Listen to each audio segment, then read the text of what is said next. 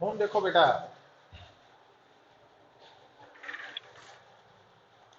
हुण आपां ampere circuital law की गल कर रहे हैं। इनू किद्दां समझना कि कोई भी जिहड़ा क्लोज्ड पाथ है, पाथ की क्या मैं सरफेस नहीं किया, क्लोज्ड पाथ एक वो लाइन जिन्हें किसी जगह नू है ना सरफेस नू चारों पासों घेरिया होया, सरफेस नू मतलब क्लोज लाइन जदों भी ड्रा करूंगे किते भी, हाँ वो ओपन सरफेस होएगा। क्लोज्ड लाइन ने एक सरफेस नू चारों, दो गल्लां च फर्क है ना। मैं ये नहीं कह रहा कि सरफेस ने एक जगह नू चारों पासों घेरिया वो क्लोज सरफेस हो जाना। एक लाइन ने एक सरफेस की बाउंड्री बनी है वो ओपन सरफेस ही हो सकता। हुण पुत्तर अगर मान लो हुण तुहाडे दिमाग च की होना चाहिए वा इस केस दे विच, कित्थे गया पेपर, आ हुण तुहाडे सामने जिहड़ा पेपर है इहनू भुल जाना, सिर्फ यदि बाउंड्री वाल ध्यान देना। आ बाउंड्री है ना, आ जी बाउंड्री है ये वाल ध्यान दो। तो आ कौन है साडे लिए इत्थे, करंट कैरिंग कंडक्टर है। तो जदों मैं आ शो कर रहा थानू इदा, तो आपां की कहना कि इस क्लोज्ड सरफेस ने, सॉरी इस क्लोज्ड पाथ ने जिहड़ा सरफेस एनक्लोज किया वा, आ क्लोज्ड पाथ है और आ क्लोज्ड पाथ ने अपने अंदर सरफेस एनक्लोज किया वा।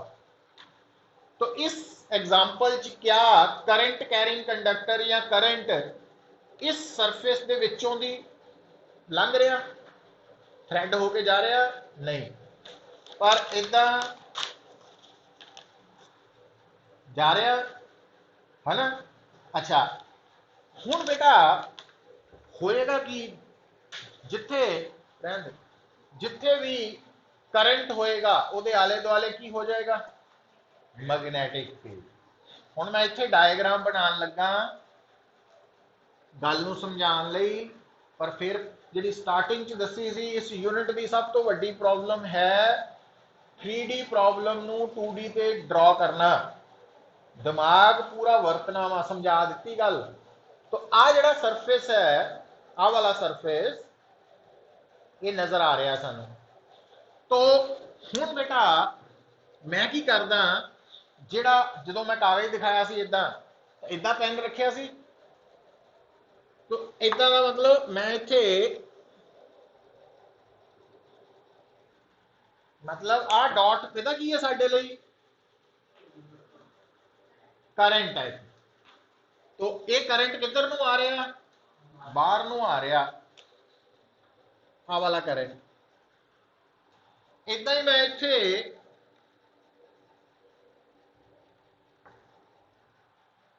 ये करंट अंदर नूं जा रहा, ठीक है। हुण नो डाउट जिथे करंट होएगा उत्थे आले दुआले चारों पासे मैग्नैटिक फील्ड होएगा। ਇਹਦਾ मतलब आप कह सकते हैं कि आ जिहड़ा क्लोज्ड पाथ है, आ वाला क्लोज्ड पाथ ਇਹਦਾ मैं नाम रख देना सी। मतलब इत्थे सी की रिप्रेजेंट कर रहा, क्लोज्ड पाथ, या क्लोज्ड पाथ का नाम है सी। हुण बेटा इस क्लोज्ड पाथ दे उपर, मतलब आ लाइन दे उपर आप मान सकते हैं कि मैग्नैटिक फील्ड है, ठीक है। हुण मैं ध्यान दियो, हुण मैं की करदा, इस क्लोज्ड पाथ दे उपर कोई भी पॉइंट कंसीडर कर लेना।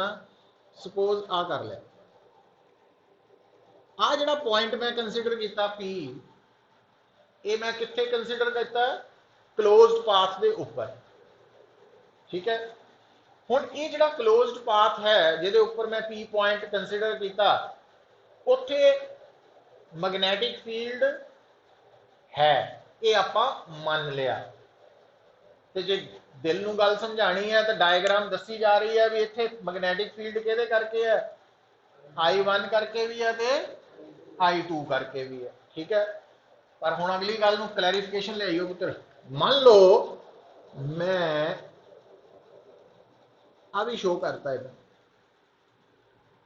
ਇਹਦਾ ਕੀ मतलब मैनू नजर आ रहा है कि आ वाला करंट इस क्लोज्ड पाथ दे जिहड़ा सरफेस है ਉਹਦੇ ਵਿੱਚੋਂ ਦੀ निकल रहा है ना। हुण जे मैं कहां P पॉइंट ते मैग्नेटिक फील्ड होएगा, तुसीं की कहोगे? जनरली कहांगे हाँ होएगा। किहदे करके होएगा? सारे करंट्स करके होएगा। सारे सारे का मतलब जिहड़े करंट्स क्लोज्ड पाथ दे द्वारा एनक्लोज किए सरफेस चो लंघ भी रहे हैं, वो भी ते जिहड़े बाहर आ उन्हां दे करके भी मैग्नेटिक फील्ड होगी, ठीक है। हुण इत्थे मैग्नेटिक फील्ड की डायरैक्शन की होगी, वो तो इदां नहीं दस सकते। ਉਹਦੇ ਲਈ ਤਾਂ ਸਾਨੂੰ P ਪੁਆਇੰਟ ਤੇ ਪਹਿਲਾਂ I1 ਦਾ, ਫਿਰ I2 ਦਾ, I3 ਦਾ ਕੱਲੇ ਕੱਲੇ ਦਾ ਮੈਗਨੈਟਿਕ ਫੀਲਡ ਦੀ ਡਾਇਰੈਕਸ਼ਨ ਸ਼ੋ ਕਰਕੇ ਵੈਕਟਰ ਸਮ ਲੈਣਾ ਪਏਗਾ। ਉਹ ਨਹੀਂ ਲੈਣਾ ਆਪਾਂ। तो मान लो कि वो मैग्नेटिक फील्ड है इदा, ये मैग्नेटिक फील्ड कित्थे है पुत्र? क्लोज्ड पाथ दे ऊपर, पाथ दे ऊपर है। हुण आपां क्लोज्ड पाथ नूं की डिवाइड कर सकते हैं छोटे छोटे एलीमेंट्स च। तो मान लो मैं तुहाडे सामने क्लोज्ड पाथ का एक छोटा जिहा हिस्सा ले लिया DL वैक्टर।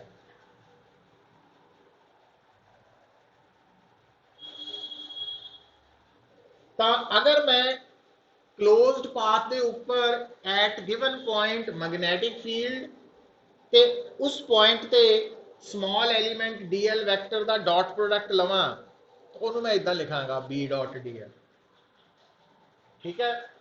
और अगर मैं पुत्र ये सामने इदा का साइन पा दा, ये इंटीग्रेशन साइन है, तो इनू पता कितना पढ़ना कितना आप? जे मेरे सामने B डॉट DL इंटीग्रेशन लिखी आ गई, तो इनू मैं की पढ़ना? याद करो पहले unit E dot DL integration नू कहने सी line integral of electric field. तो फिर इनू की कहांगे? Line integral of magnetic field, है ना। तो मैग्नेटिक फील्ड का लाइन इंटैग्रल तो मैथमेटिकली लिखिया कितना जाऊ? B dot DL integration. ठीक होगी गल। हुण अगली गल सुनो, रुक जाओ। मतलब हुण पता लग गया, जो कल नूं कोई बोले line integral of magnetic field, उसका मतलब B डॉट DL, ते B डॉट DL दे विच B की है भी उस लाइन दे ऊपर गिवन पॉइंट ते मैग्नेटिक फील्ड, ते DL की है स्मॉल एलिमेंट दी डायरेक्शन। और आ वाला क्लोज्ड पाथ पुत ओपन है कि क्लोज्ड है? पाथ पाथ क्लोज्ड है। ਇਹਦਾ मतलब ਆਪਾਂ ਇਹਨੂੰ रीड कितना करेंगे? Line integral of magnetic field along a closed path. अच्छा हुण बेटा सुनो, ये जड़ा केस है भी अगर मेरे सामने एक सिचुएशन है जिहदे विच एक क्लोज्ड पाथ है, क्लोज्ड पाथ ने ऑटोमैटिकली अपने अंदर एक सरफेस एनक्लोज किया होया वा, तां सिचुएशन च की है भी कुछ करंट्स उस क्लोज्ड पाथ ने जिहड़ा सरफेस एनक्लोज किया उहदे विचों दी लंघ के जा रहे हैं, जिद्दां कि आ वाला करंट, ते कुछ नहीं भी लंघ के जा सकते, जिद्दां आह सारे भी लंघ के जा सकते हैं गिवन सिचुएशन।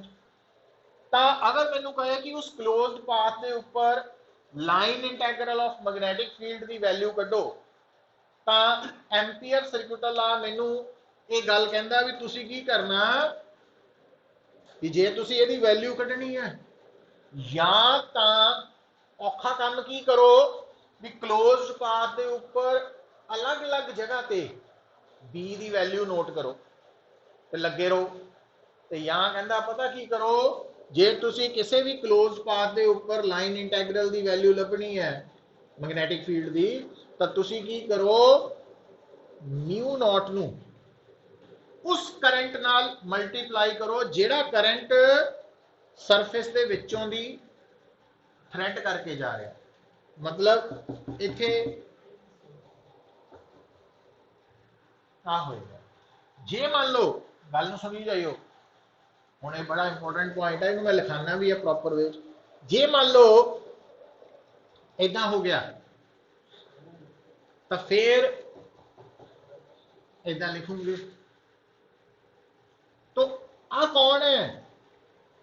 ये वो करंट है जेड़ा करंट उस सरफेस दे विचों दी थ्रेड करके जा रहा है जेड़ा सरफेस क्लोज्ड पाथ ने बाउंड किया होया।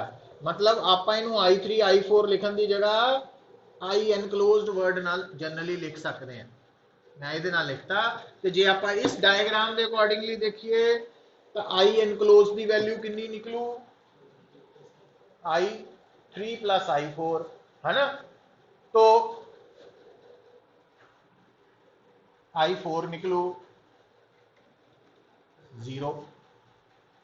समझ आई गल मैं की समझाया? तो हुण इहदे च होर इंटरस्टिंग गल भी की है जिहड़ी न्यूमेरिकल च लोड़ पैनी है, वो ये है पुत्र, आ जिहड़ा क्लोज्ड पाथ है इहदे उपर जिहड़ा एरो दस आपां मार्क कीता वा वो क्लॉकवाइज चल रहा है कि एंटी क्लॉकवाइज?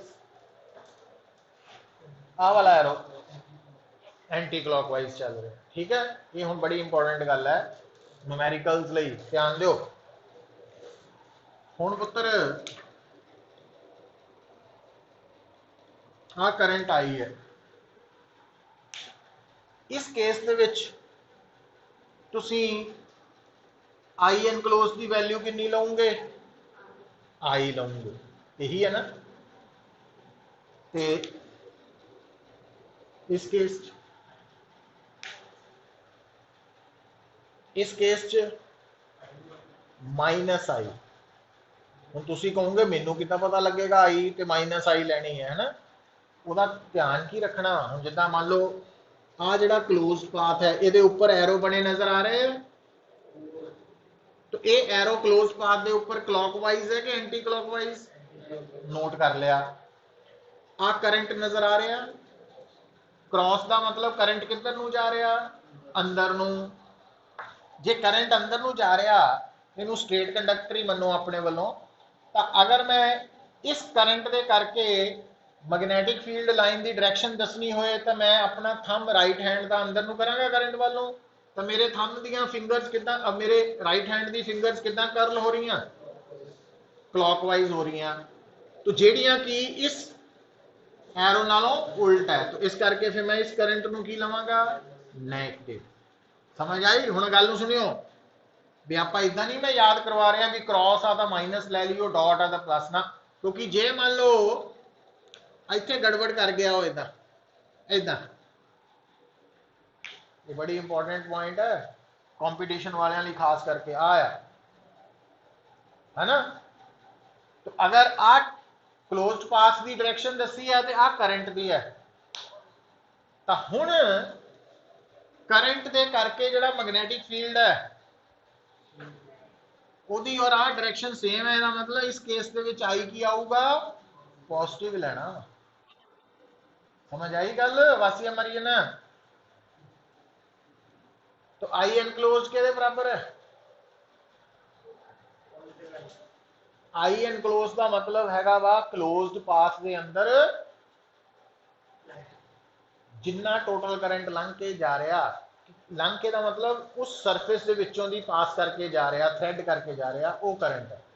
पर कई जगह पे, सारे नहीं, बहुत रेयर न्यूमेरिकल होने जिहदे च उन्हें ना क्लोज्ड पाथ की डायरेक्शन दी होनी है, उत्थे फिर ये पॉइंट इंपॉर्टेंट पॉइंट यूज होना कि अगर पुत्र जिहड़ा करंट्स या करंट्स क्लोज्ड पाथ के सरफेस के विचों दी लंघ के जा रहे हैं, तो अगर उन्होंने करंट्स का मैग्नैटिक लाइन ऑफ फोर्स की डायरेक्शन से क्लोज्ड पाथ ਨੂੰ ट्रैवर्स करने की डायरेक्शन सेम है तो वो करंट्स पॉजिटिव लेने तो जे उल्टा है तो नैगेटिव लेने।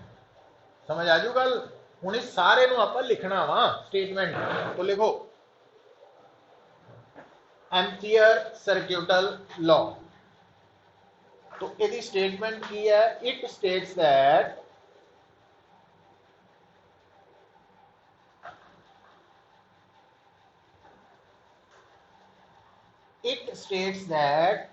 line integral of magnetic field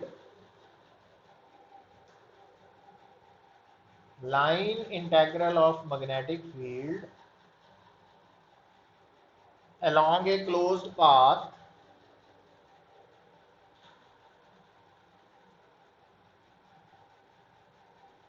is equal to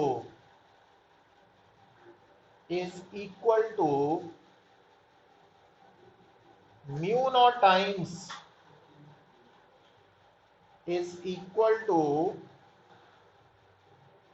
naught times the current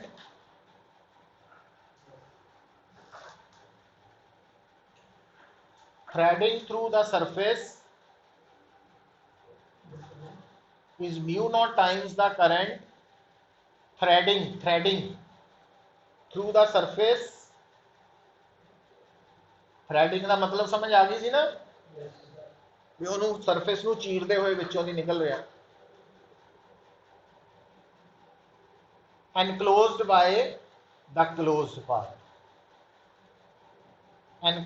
by the closed path ठीक है।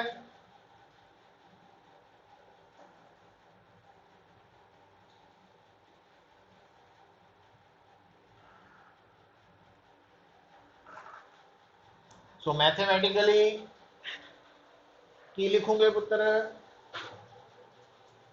दिस इज इक्वल टू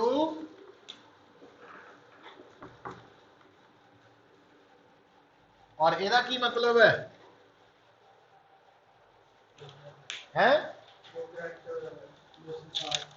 हाँ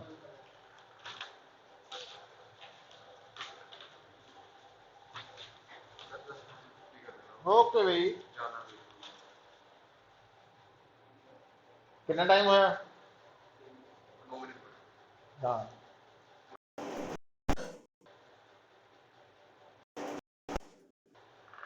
मैथमेटिकली आ लिख लो पुत्र आ डायग्राम बनाओ बना ली।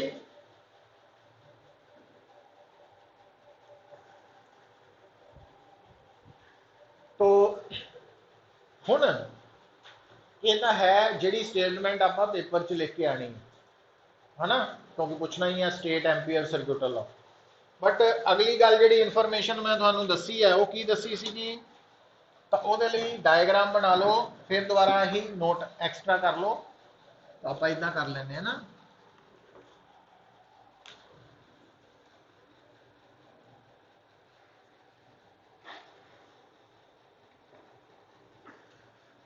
तो इत्थे एम्पीयर सर्क्यूटल लॉ के accordingly B dot D L की होएगा म्यू नॉट आई। पता लग गया।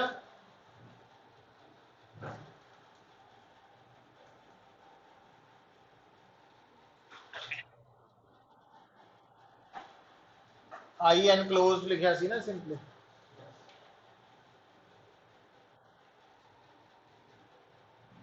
ठीक है हुण आ जिहड़ा आई है ये प्लस लेना कि माइनस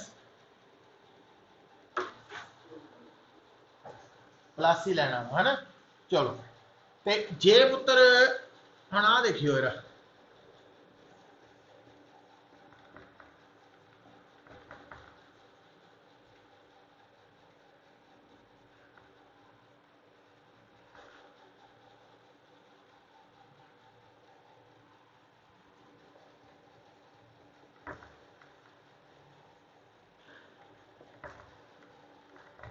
हुण आई एनक्लोज की लाऊंगे पुत्र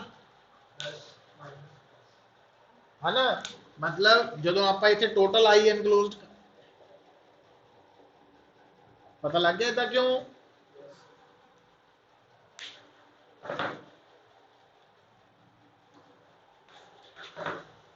तो इतने नोट करके लिख लियो हुण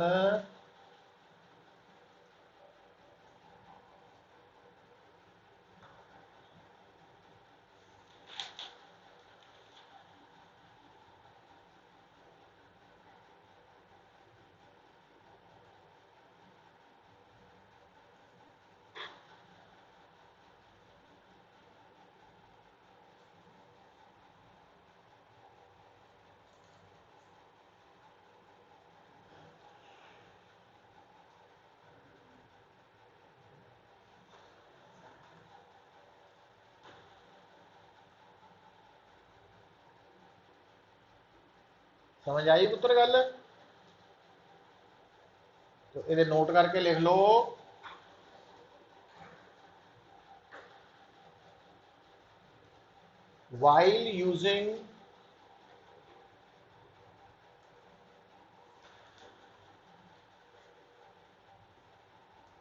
while using Ampere circuital law,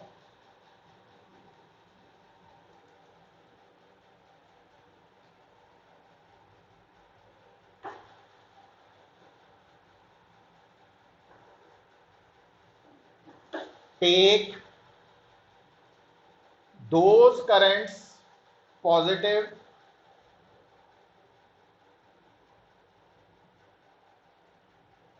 whose magnetic field lines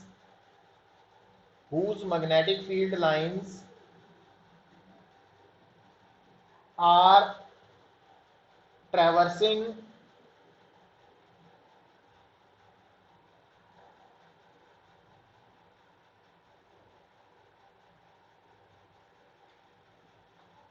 in the same direction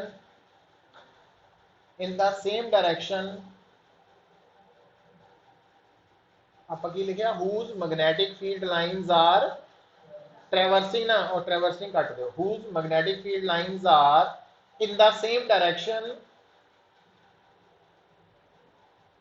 as that of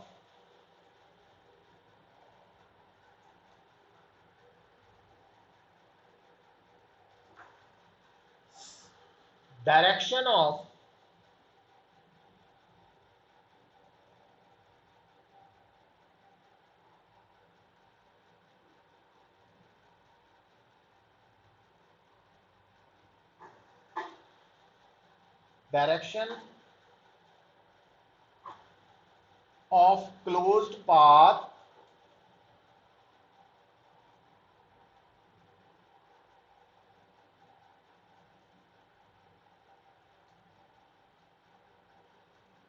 same लिख लिया वर्ड मिल रहा मैनू दिखाई मेरा स्टेटमेंट यार सारी रुकावट आ गया मीनिंग बने भी तो कोई सही while using Ampere circuital law take those currents positive whose magnetic field lines are in the same direction as that of direction of closed path and otherwise का मतलब समझ गए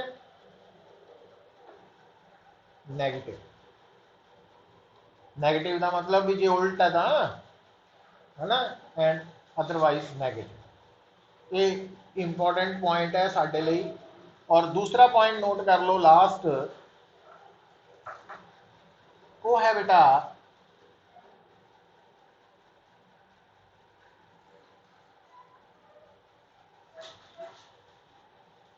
आ जी एम्पीयर सर्कुलर लॉ की फॉर्म नहीं लिखी आप इतने तो इस फॉर्म के जो बी है वो कौन है तो लिखो आ फार्म लिखी लो पूरा फार्मूला दोबारा सेकंड पार्ट च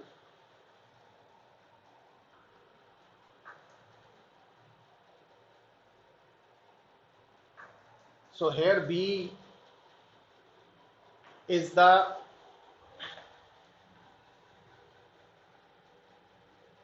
total magnetic field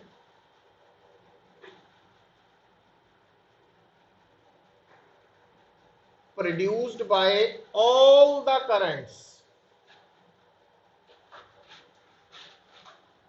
whether they are threading or not all the currents whether they are threading or not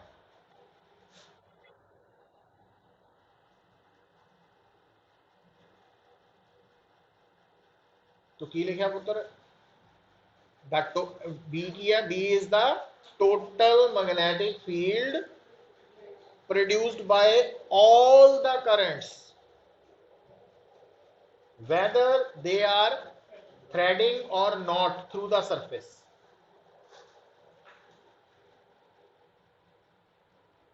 at any point on the closed path ये मैग्नेटिक फील्ड हुंदा किथे है closed path दे ऊपर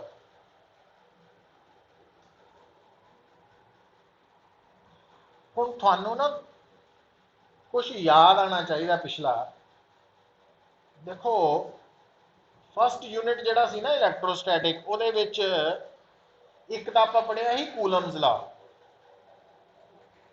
ला पढ़न तो बाद ना फिर आपां डिराइव की सी एक expression for electric field intensity due two point charge और उस केस असी कूलम्स ला की हेल्प लई सी तो यदा मतलब जिहड़ा आपां फार्मूला मैं हुण बोलदा वां E is equal to 1/4 pi epsilon not Q by R square इस फार्मूला दे विच जिहड़ा इंटेंसिटी सीगी वो कूलम्स ला की हेल्प नाल कड्ढी सी आपां ते फिर आ गया सी गॉस लॉ ਤੇ ਗੌਸ ਲਾ ਨਾਲ ਵੀ ਅਸੀਂ ਇਲੈਕਟ੍ਰਿਕ ਫੀਲਡ ਇੰਟੈਂਸਿਟੀ ਕੱਢੀ ਸੀਗੀ तो जिदा कूलम्स ला और गॉस ला दोनों लॉज की हेल्प के नाल आपां इंटेंसिटी कढ सकते हैं इलैक्ट्रिक फील्ड उदा ही पुत्र एक तो आपां पढ़िया बायो-सैवर्ट्स लॉ ते दूजा हुण एम्पीयर सर्क्यूटल लॉ की हेल्प नाल भी मैग्नैटिक फील्ड लभ्या जा सकता और तुहानू याद है जो गॉस ला की हेल्प के नाल लभदे सी तो गॉस ला का संबंध सीगा क्लोज सरफेस नाल ते टोटल चार्ज इनक्लोज्ड नाल ਇਹਦਾ संबंध है क्लोज्ड पाथ नाल ते उस पाथ के अंदर दी जिहड़ा सरफेस चों लंघण वाले टोटल करंट नाल उही मिलदी जुलदी गल आ गई और उत्थे भी आपां जदों गॉस लॉ यूज करदे सीगे तां जिथे इंटेंसिटी कढनी हुंदी सी वो पॉइंट क्लोज सरफेस के उपर आना चाहिए हुंदा सी है ना इदां ही जदों आपां इहनूं यूज करांगे दो केस आएंगे तीन सॉरी तो उत्थे जिथे इंटेंसिटी कढनी है जिन्होंने पॉइंट ऑफ ऑब्जर्वेशन कहने हैं तो क्लोज पाथ उस पॉइंट के विचों दी लंघ के जाएगा तो ये आपां कल करांगे कल तो रेगुलर जो टाइम हैगी अपनी सवेरे शाम उदा ही होएगा है ना तो ये टॉपिक जिहड़ा एम्पीयर सर्क्यूटल लॉ इत्थे तक लगी है समझ पक्का फर्क पता लग गया हुण है ना क्लैरिटी पुत्र रखो क्लोज सरफेस कई बार मिक्स हो जाता क्लोज्ड पाथ क्लोज सरफेस तो उन्होंने कन्फ्यूजन नहीं होनी चाहिए चलो